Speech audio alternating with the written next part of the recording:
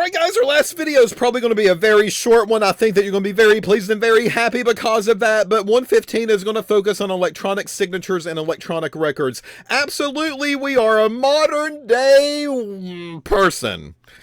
But the problem here is that we've got to make sure that that cannot be hacked, that hackers can't get into this software, and hackers can't change data because data integrity now is a thing.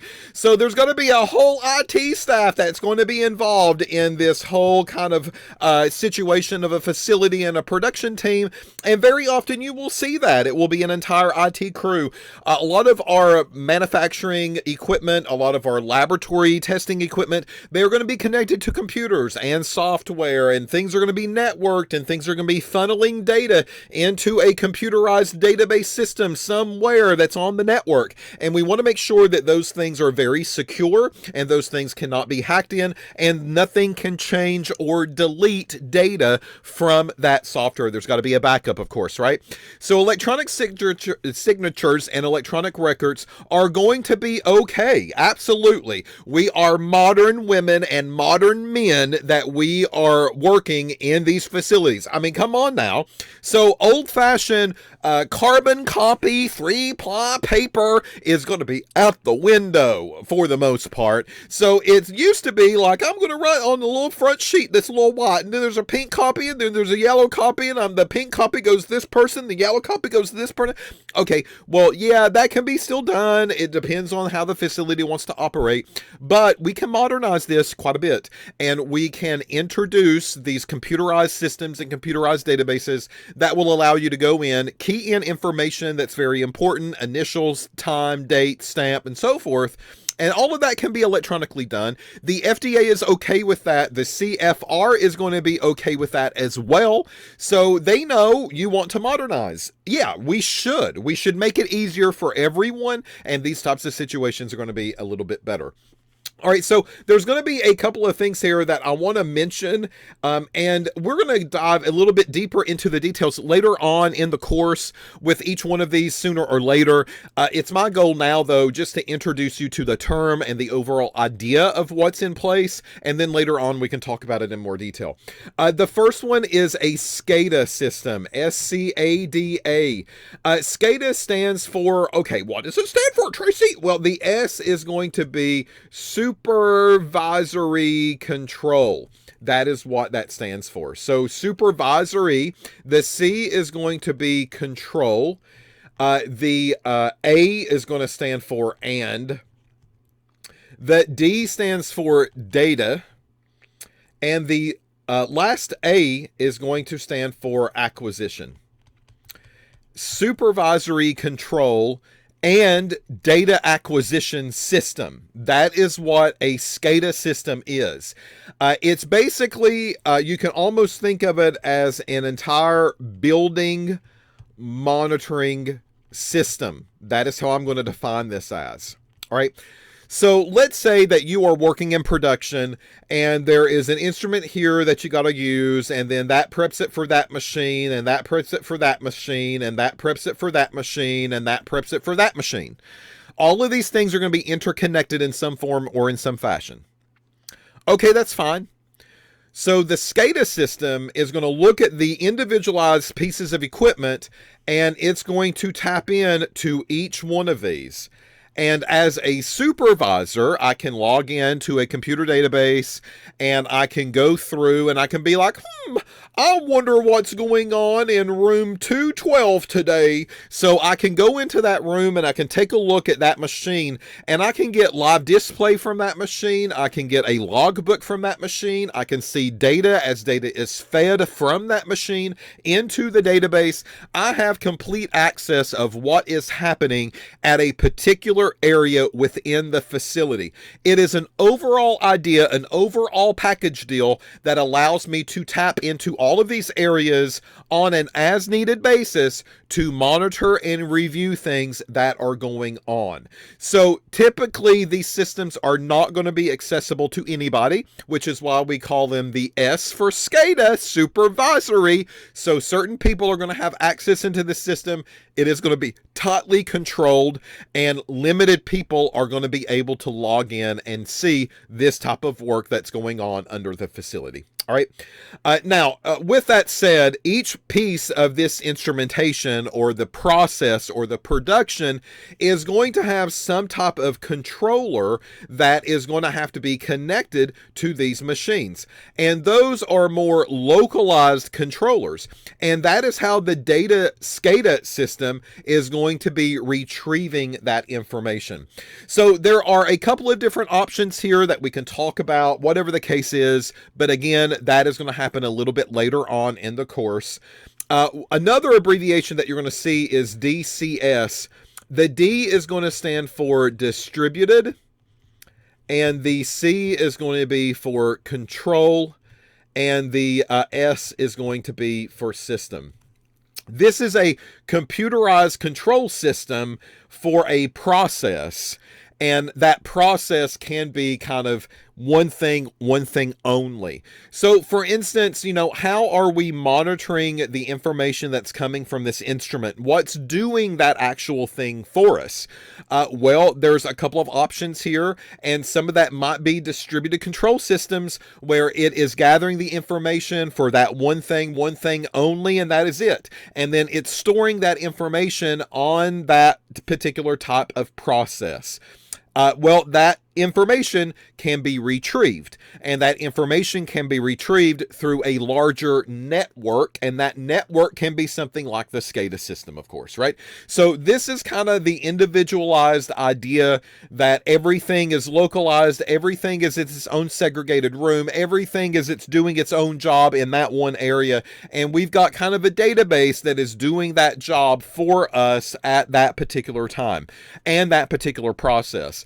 Well, that can also be tapped into, and that can then be retrieved up the network, and a SCADA system can look at that in real time and be able to go into any room at all. So the rooms are not necessarily connected with each other, but the rooms are connected to a master plan that is in place. All right, so that is kind of how a SCADA system might be different than a distributed control system that we would see. And again, it's just one option. There's a couple of more out there. We get into deeper into this, into the course, into other modules that will be up and coming. All right, electronic lab notebooks are also a thing as well for the laboratory staff and for production staff sometimes, but electronic laboratory notebooks are very often abbreviated as ELNs. So the electronic lab notebooks.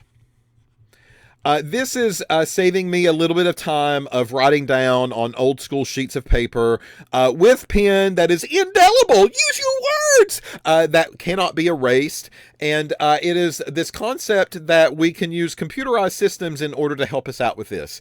So that way I can spend my time doing other things that are more important. So I can go into a keyboard, I can type a few notes, I can enter in information, type in a few digits, and then hit enter. And that electronic laboratory notebook serves as my old school pen and paper type of notebooks that I might be writing down in throughout the day. So laboratory side as well as production side, we could often see a version of this in some form or in some fashion, and it just replaces those old school paper notebooks that were been out there in the day. If you are working a modernized laboratory environment or a modernized production facility, you will very often see electronic lab notebooks being implemented. If you're in academics or if you're in a smaller company, they still might require you to fill out, old school lab notebooks, write things down in journals, old school data forms that are going to still be pen and paper. Absolutely, those are going to be there. Very often it could be used as a backup, which is why they still do that sometimes, in addition to the electronic versions or copies of the data as they're getting generated.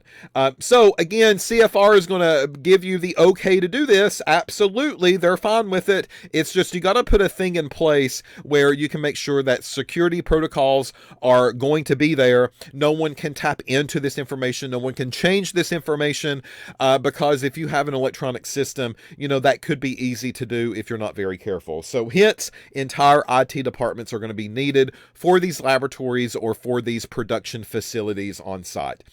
Electronic batch records can also be a thing as well. So I'm just going to put e-batch, And the e-batch records, or EBRs, sometimes they're referred to as, they are going to replace the paper batch records with an electronic form. So batch records are what the kind of the more formal, I guess, wording that the production side would see, because that is a batch. It is directions on how to do the batch. It is a data sheet for you to write down what's going on with the batch as you're making it.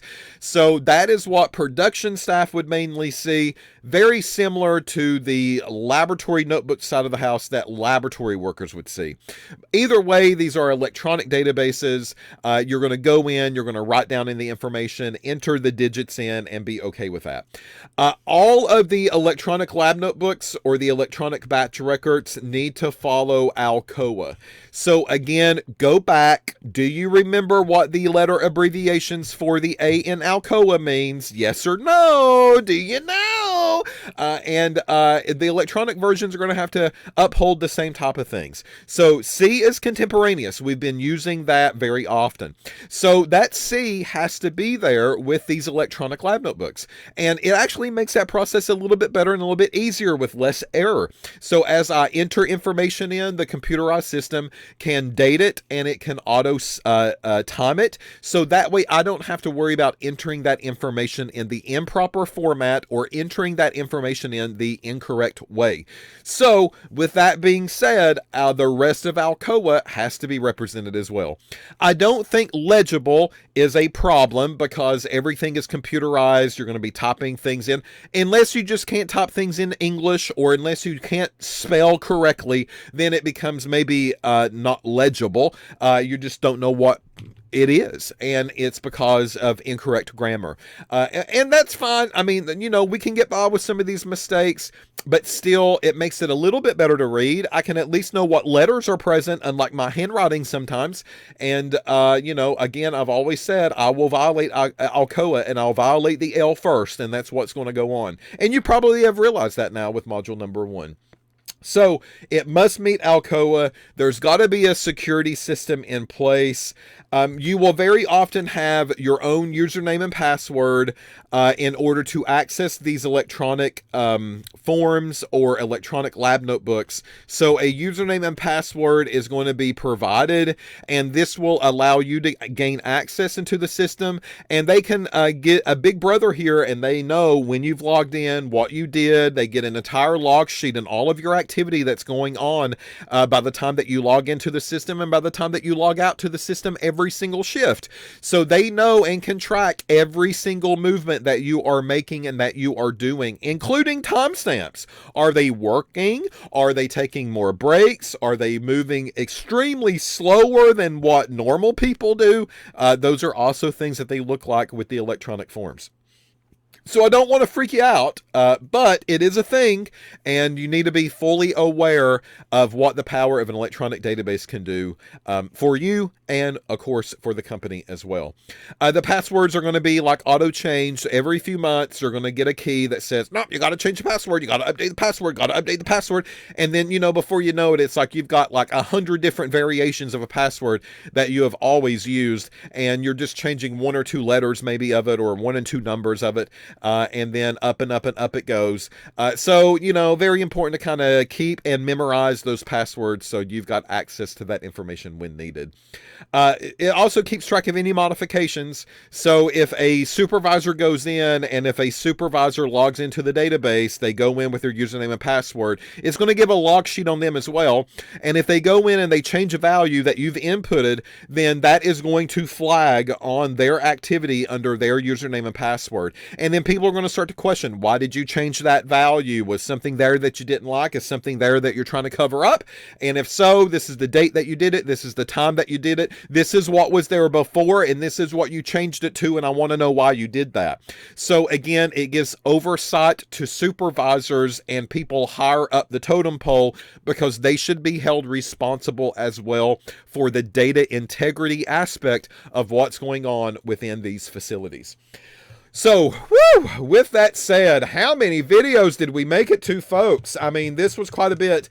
I think that we probably went over 170 some slides, believe it or not. But this was a big task that we had to take care of in the very beginning. And the idea here was to give you an overall view of what pharmaceutical quality and good manufacturing practices is all about, and talk about individual details of different groups and the roles and responsibilities that they have within these facilities and these manufacturing plants. So as we go back to these pictures that we saw in the very beginning of the lecture module, we now know certain things are here. We know that these people are suited up in a certain way. We know the equipment's pulled away from the walls. Maintenance can take place. Calibration is going to have to happen. I mean, there's certain things that have to kind of go on here in order to make sure that quality is in place and that good manufacturing practices are being upheld. You know, we talked about reconciliation and we talked about inspecting these drug products. Well, we saw one of these pictures, right? So this is a reviewer that's looking at capsules, it looks like from here, and they're just making sure that none of the products are damaged. And if they are, look right there, they have one kind of sitting up on the ledge. Maybe they found one that, you know, is not very good. They saw a problem there. They need to take it out and they need to remove it. So we've got to go through and we've got to track all of these processes that begin to happen. Again, here is all the testing that's going on, or the manufacturing that's going on into a room.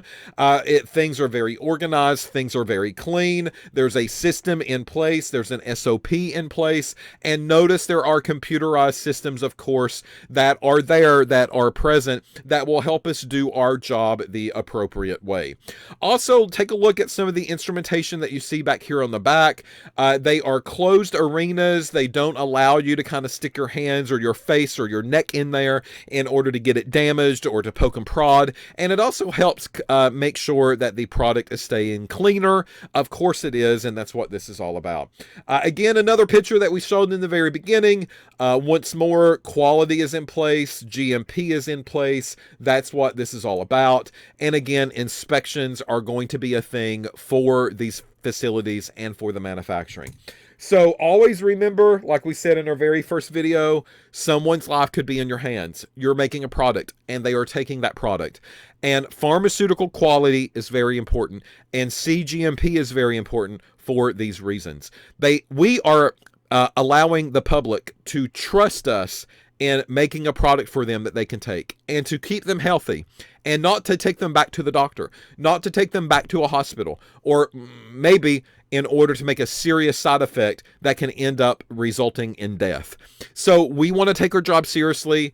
I need to make sure integrity is at place at every step along the way.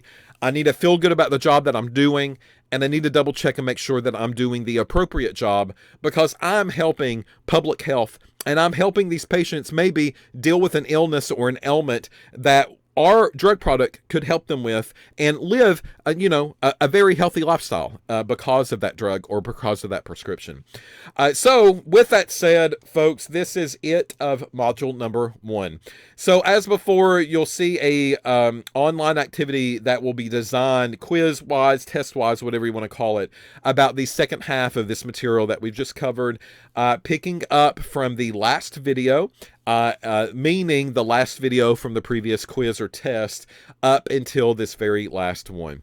So good luck. I hope that you took some notes. I hope that you've learned stuff. That's what this class is all about. It's about learning. I know it's a lot of lecture. It's just designed to be that way, just especially here in the very beginning, of course, before we really start to get into the lab and to do stuff. And with that said, if you've got any questions, let me know. I'll be glad to answer anything that you might have, and I'll see you in the lab sessions whenever our next one comes around. So until module number 2, folks, take a break. You've earned it. Good job.